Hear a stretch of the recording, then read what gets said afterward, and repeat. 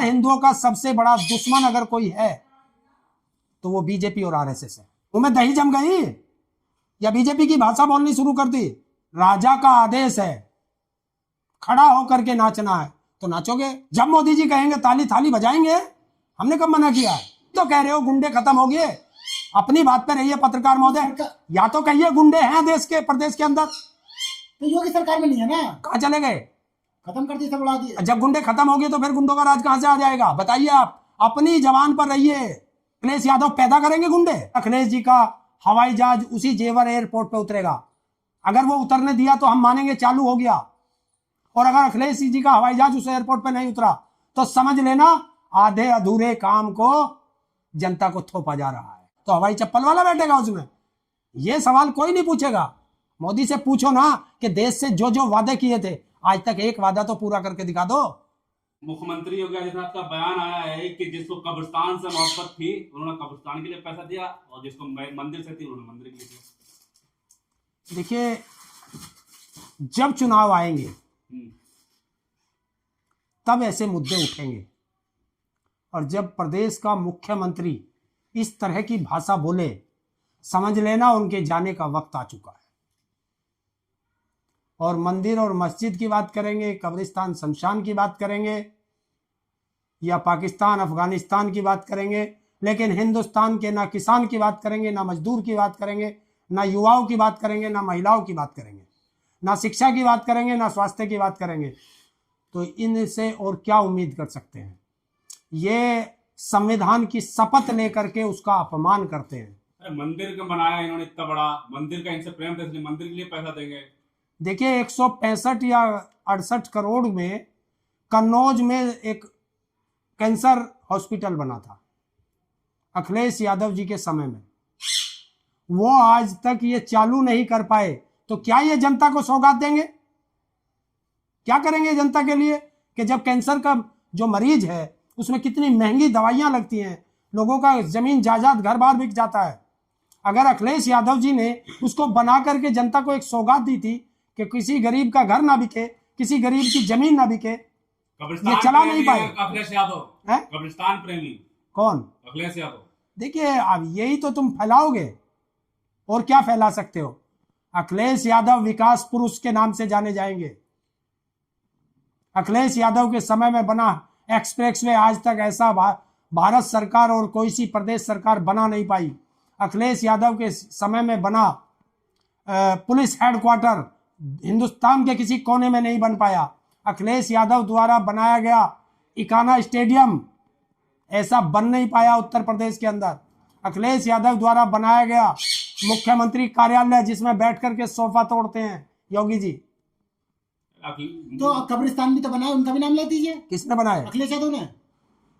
कौन सा कब्रिस्तान बनाया? जरा उसका नाम आप ही बता दीजिए मुझे, बताइए। आप मुंह में दही जम गई या बीजेपी की भाषा बोलनी शुरू कर दी?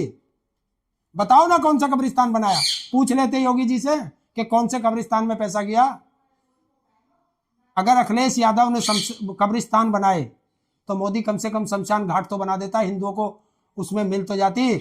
योगी जी तो उन्हें नदियों में बहा देते हैं, बुलडोजर से उठवा देते हैं हिंदुओं को।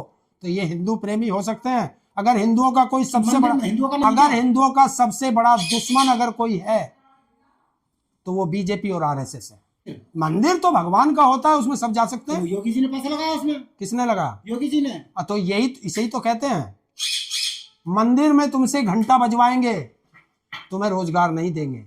क्योंकि अगर तुम्हें रोजगार दे दिया तो तुम सत्ता से सवाल करने लगोगे, फिर तुम वो कच्छा नेकर नहीं पहन पाओगे, वो लाठी नहीं ले पाओगे। आप तो किसानों बोलते कि हम सच बोलते हैं, लेकिन अखिलेश पे बात आती है चुप हो जाते हैं। क्या कहा मैंने तो बताया ना, मैंने तुमसे जवाब मांगा है। कौन से कब्रिस्तान में अखिलेश ने पैसा लगाया वो बता दीजिए। बाउंड्री नहीं कराई इन्होंने पूरे देश। ये तो सरकार की नीति होती है। वो तो शमशान घाट की भी हुई है, वहां नहीं हुई। बताइए, वो भेदभाव नहीं रखा जो योगी जी रखते हैं। माफिया तो खत्म कर दिया यूपी से, और मच्छर भी। देखिए योगी जी के कई उसमें 5 कालिदास में जरूर किसी मच्छर ने काटा होगा, तभी वे भिन भिनाए हैं। ना उत्तर प्रदेश से माफिया खत्म हुए हैं, ना उत्तर प्रदेश से मच्छर खत्म हुए हैं।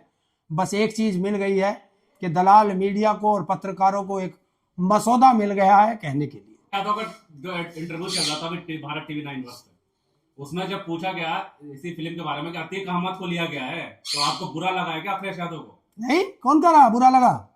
अतीक अहमद तो उस पार्टी में भी रहे हैं जिस पार्टी की आज बीजेपी की सहयोगी है, सरकार में सहयोगी है।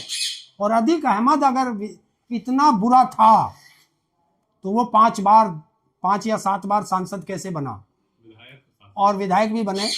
और भारत की संसद ने, इसी बीजेपी के संसद ने, बीजेपी के शासनकाल में उनकी मृत्यु के बाद 2 मिनट का मौन संसद में रखा गया उनके नाम से, और वहां का लोकसभा का अध्यक्ष खड़ा होकर के मौन धारण किया है। पूरी बीजेपी की सरकार ने मौन धारण किया। अगर वो बुरा था बताओ देश को, ये नहीं दिखाया गया होगा उस पिक्चर में।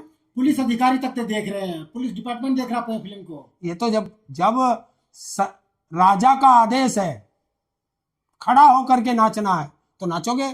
जब मुख्यमंत्री ने आदेश किया कि सारे पुलिस अफसर उस पिक्चर को जाकर के देखें, मुझे लगता है बीजेपी का कुछ पैसा इस पिक्चर को फाइनेंस हुआ है। लेकिन अखिलेश यादव कह रहे हैं कि हमारी सरकार आ गई तो गांजागंज फिल्म बनेगा, ये क्या बात हुई? अरे देखिए, वो राजनीतिक लड़ाई है और गांजागंज भी बनेगी। और अगर केंद्र में सरकार आई तो मणिपुर फाइल भी बनेगी। अगर केंद्र में सरकार आई तो फिर एक फिल्म F-18 फाइल की भी बनेगी। और अगर सरकार आई तो एक फिल्म पहलगांव पर भी बनेगी। और एक सरकार आई तो एक फिल्म बीजेपी की वॉशिंग मशीन पर भी बनेगी। पहलगाम पे तो अग्रमंत्री जो हैं केरला फाइल वाले बना रहे हैं फिल्म पहलगाम में। देखिए, बिल्कुल जब बना रहे होंगे तो आएगी। मैंने क्या, तो बालटाल की भी, उसकी भी बनेगी, जो बालाकोट की। बताओ, आजकल देशभक्ति फिल्मों से तय होगी कि कौन फिल्म देखेगा तो देशभक्त है, जो फिल्म नहीं देखेगा वो देशद्रोही है। देखिए, जब सरकार इन चीजों में इन्वॉल्व रहने लगे और सरकार के पास कोई जनता को सुविधा देने का एजेंडा ना हो, ना किसान को उसकी फसल का वाजिब दाम देने का समय हो, ना किसान को खाद देने का समय हो, ना युवाओं को रोजगार देने का समय हो, ना महिलाओं को सम्मान देने की उनके पास मादा हो, और ना देश को गैस और डीजल पेट्रोल देने का मादा हो, तो तब लोगों को भ्रम फैलाकर ऐसी चीजों पर लगाया जाता है। अब ये जनता को सोचना है कि हमको ढोंगी सरकार चाहिए या हमको विकास की सरकार चाहिए। संकट का समय है, साथ दीजिए मोदी जी का। अब बिल्कुल देंगे, जब मोदी जी कहेंगे ताली थाली बजाएंगे। हमने कब मना किया? बजाइए ताली थाली। जब देश का प्रधानमंत्री, किसने कहा था जब इनके पास विदेश नीति नहीं है? संकट का समय तो जब भी था, जब F-18 फाइल में नाम आया और वो मंत्री आज भी संसद में बैठा है, तो ये संसद अपराधी मुक्त हुई या अपराधी युक्त हुई? जवाब दे दे मोदी। तो पेट्रोल में दिक्कत आ रही है तो उसमें जो माहौल भी तो खराब कर रहा है विपक्ष। कैसे? कि नहीं, ये अखिलेश यादव कह रहे हैं कि हमने कच्चे चूल्हे मंगा लिए, मतलब जनता को डरा रहे। अरे जब सरकार कह रही है भारत के पास केवल 1.25 दिन का स्टॉक रखने का हमारे पास वो है सुरंग, तो कहां से आएगी गैस? जो गैस हमारी 60-65% विदेश से आती है, वो रूट बंद है तो दिक्कत आएगी। और हमने नहीं कहा, ये पैनिक अखिलेश यादव ने नहीं फैलाया, ये पैनिक फैलाया देश के प्रधानमंत्री ने संसद के अंदर कह करके कि जिस तरह हमने कोरोना काल में मुसीबत झेली है, वो मुसीबत अब फिर झेलनी पड़ेगी। ये किसने कहा? देश के जनता देख रही है। अरे सुनिए, देश के प्रधानमंत्री ने कहा। तो कोरोना काल में लोगों ने मुसीबत झेली ना, और जब लोगों को लगा कि ऐसी मुसीबत फिर आने वाली है तो कर लिया। योगी जी कह रहे हैं सिलेंडर सबको टाइम पे मिलेगा, अखिलेश बरगला रहे हैं, तो जनता के खिलाफ बढ़ना अखिलेश यादव। देखिए, अभी 2 दिन पहले मैं लखनऊ के अंदर था और मैंने कम से कम 8-10 होटलों में पता किया रोटी खाने के लिए। तवा रोटी नहीं मिली है। मैंने पूछा क्या कारण है, तो सबने यही बताया कि गैस नहीं मिल रही है होटलों को, इसलिए तंदूर लगा रहे हैं, तंदूरी रोटी बना रहे हैं। अखिलेश यादव नोएडा आ रहे हैं। देखिए, राजनीतिक है, राजनीतिक पार्टी है, उत्तर प्रदेश में चुनाव आने वाले हैं और जैसा लोग कहते थे कि पश्चिमी उत्तर प्रदेश में समाजवादी पार्टी कमजोर है, तो पहला आगाज उसी पश्चिमी उत्तर प्रदेश से 2027 के चुनाव का आगाज, भाईचारा का आगाज, सबका मिलने का आगाज कल दादरी के सम्राट मिहिर भोज डिग्री कॉलेज के प्रांगण से वो प्रदेश को संबोधित करेंगे। तो क्या बदलाव होगा अखिलेश के आने से?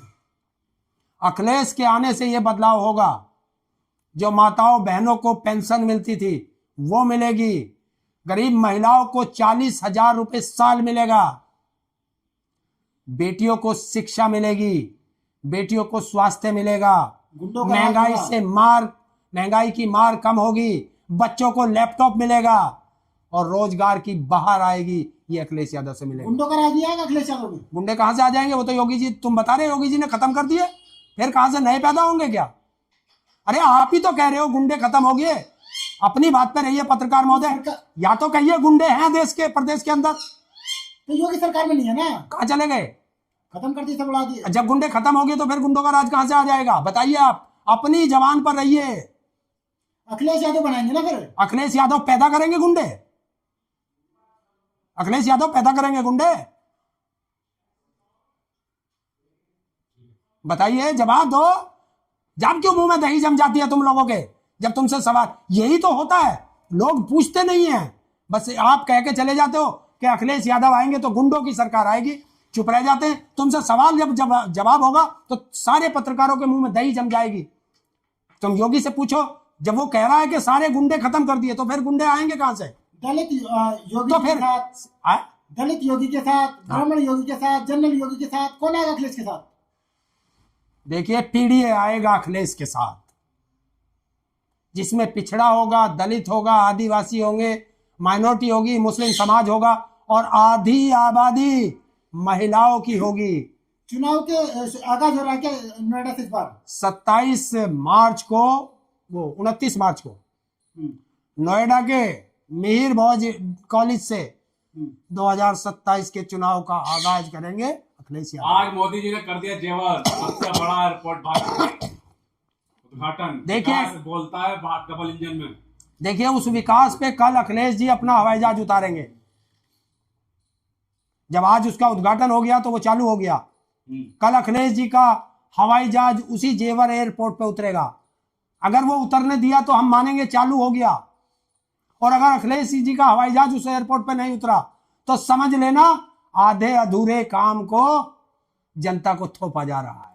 तो मोदी जी को बधाई देनी चाहिए कि अखिलेश के दौरे से पहले उद्घाटन कर रहे हैं। कल बता देंगे।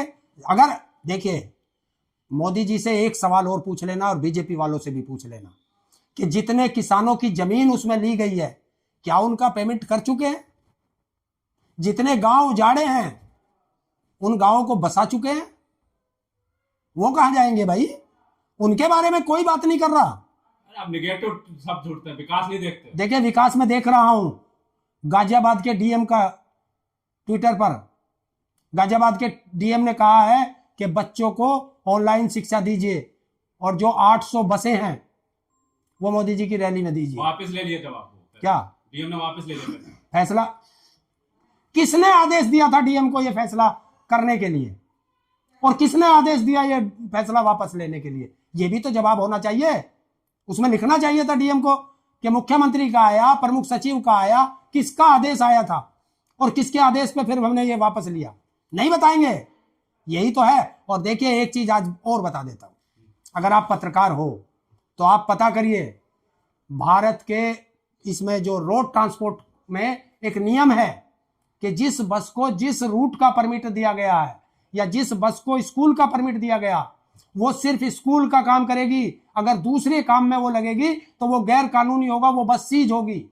और एक बस जो मेरठ से गाजियाबाद रूट पर चलती है वो सिर्फ गाजियाबाद रूट का परमिट होगा उसके पास। अगर वो बुलंदशहर रूट पर जाती है तो वो गैर कानूनी होगा, उसको उस समय के लिए परमिट लेना पड़ेगा, उसके लिए पैसा देना पड़ेगा जो राजस्व विभाग में जमा होगा।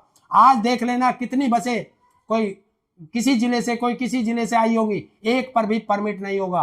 तो ये किस राजस्व का विभाग का हुआ? और मोदी की रैली है। एक तरफ कह रहे हो तुम कि देश में पेट्रोल डीजल की कमी है, तो ये ऑनलाइन भी तो हो सकती थी, एक उद्घाटन ही तो करना था। या तो कहो कि हम रैली करने आ रहे हैं, या आप कहो कि हम उद्घाटन करने आ रहे हैं। तो ये डीजल पेट्रोल की अनलेसिस क्यों फालतू कर रहे हो, ये भी तो पूछना पड़ेगा। और उन बसों का इंतजाम किसने किया? रोडवेज की बसें कैसे रैलियों में लगाई गई, इसका कौन पता करेगा? कौन जिम्मेदार है इसका? सरकारी रोड में सरकारी काम हो रहा है। क्या सरकारी काम हो रहा? कौन सा सरकारी हेलीकॉप्टर हवाई जहाज उस पर उतरेगा? भारत के पास तो एयरलाइंस भी नहीं है। अब हवाई चप्पल वाले हवाई जहाज में कैसे बैठेंगे जब मोदी ने सेंसर भी हटा दिया हवाई जहाजों से कि आप किराया बढ़ा सकते हैं। जो 4-5 हजार रुपए का लखनऊ का किराया था, आज वो 18-20 हजार रुपए का हो रहा, तो हवाई चप्पल वाला बैठेगा उसमें? ये सवाल कोई नहीं पूछेगा। मोदी से पूछो ना कि देश से जो जो वादे किए थे, आज तक एक वादा तो पूरा करके दिखा दो।